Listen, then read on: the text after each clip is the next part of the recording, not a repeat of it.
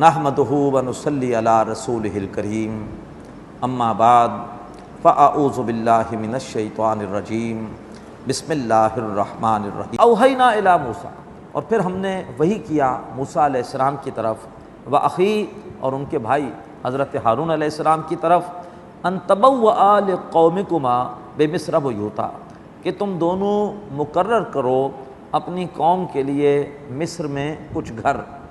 کس لیے مقرر کرو؟ نماز پڑھنے کے لیے مقرر کرو۔ وَاجْعَلُوا بُيُوتَكُمْ قِبْلَةً، اور اپنے گھروں کو بنانا قبلہ رخ۔ بہت اہم حصہ ہے یہ۔ اس وقت کون سا قبلہ تھا؟ موسیٰ علیہ السلام کے زمانے میں کیا بیت المقدس میں قبلہ دوبارہ تعمیر ہو چکا تھا؟ نہیں، وہ تو دوبارہ مسجد اقصیٰ وہاں پر تعمیر کی ہے۔ حضرت سلیمان علیہ السلام نے، جن کا زمانہ موسیٰ علیہ السلام سے کوئی 300 سال بعد کا ہے، اس وقت بھی قبلہ وہی تھا جو اول قبلہ ہے۔ ان اول بیت وضع للناس للذی ببکہ، ہم بعض اوقات کہہ دیتے ہیں قبلہ اول مسجد اقصیٰ ہے یا بیت المقدس ہے، نہیں، قبلہ اول خانہ کعبہ ہے۔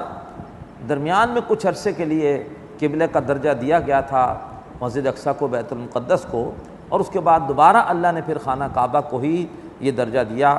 تو اس وقت جو قبلہ تھا جس کی طرف رخ کرنے کا حکم دیا اللہ نے موسیٰ علیہ السلام کو، اور کہا کہ گھروں کا رخ بھی اس قبلے کی طرف کرو، وہ قبلہ تھا خانہ کعبہ۔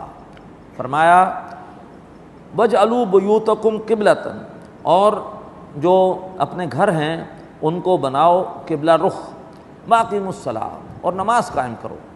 یعنی مشکل حالات ہیں، فرعون اور تمہارے اپنے سردار ظلم و ستم کر رہے ہیں، ایسے میں اللہ تبارک و تعالیٰ کی مدد حاصل ہوگی ڈٹ جانے سے، استقامت سے، ظلم و ستم کو جھیلنے سے، اور اس کے ساتھ اللہ سے لو لگانے سے، نماز پڑھنے سے۔ وَاسْتَعِینُوا بِالصَّبْرِ وَالصَّلَاةِ، یہ مضمون سورہ بقرہ میں 2 بار آ چکا ہے۔ اور نماز قائم کرو۔ وَبَشِّرِ الْمُؤْمِنِينَ، اور اے موسیٰ بشارت دو مومنوں کو۔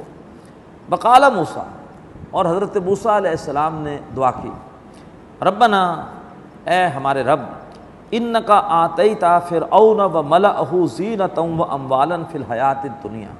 اب یہ موسیٰ علیہ السلام کی دعا نہیں بلکہ بد دعا ہے، اور یہ بالکل سمجھیے اب آخری وقت ہے۔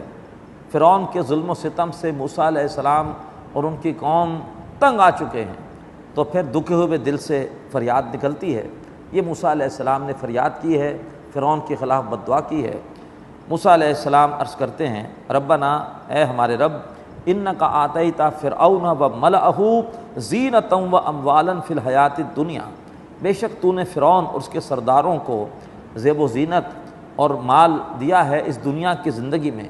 ربنا لیضلوا عن سبیلک، اے ہمارے رب اس لیے تاکہ وہ تیرے رستے سے بھٹکائیں، اپنی اسی مال، اپنی اسی قوت، اپنے انہی اسباب کے ذریعے سے وہ دوسروں کو تیرے رستے سے بھٹکا رہے ہیں۔ ربنا اطمس علی اموالہم، اے ہمارے رب ان کے مالوں کو مٹا دے، واشدد علی قلوبہم، ان کے دلوں کو سخت کر دے، فلا یؤمنوا، پھر یہ ایمان نہ لائیں، حتی یروا العذاب العلیم، جب تک کہ دردناک عذاب کو دیکھ نہ لیں۔ یعنی ایک وقت ہوتا ہے کہ نبی دعا کرتا ہے کہ اس کے مخاطبین ایمان لے آئیں، لیکن جب نبی کا دل دکھتا ہے تو اس کے بعد پھر نبی کے دل سے بھی ایک فریاد اٹھتی ہے، وہ فریاد اس کی زبان سے جاری ہوتی ہے۔ اب نبی یہ فریاد کر رہے ہیں کہ اللہ ان کے مالوں کو تباہ و برباد کر دے اور ان کے دلوں کو سخت کر دے کہ پھر یہ ایمان نہ لائیں جب تک کہ یہ دردناک عذاب کو دیکھ نہ لیں۔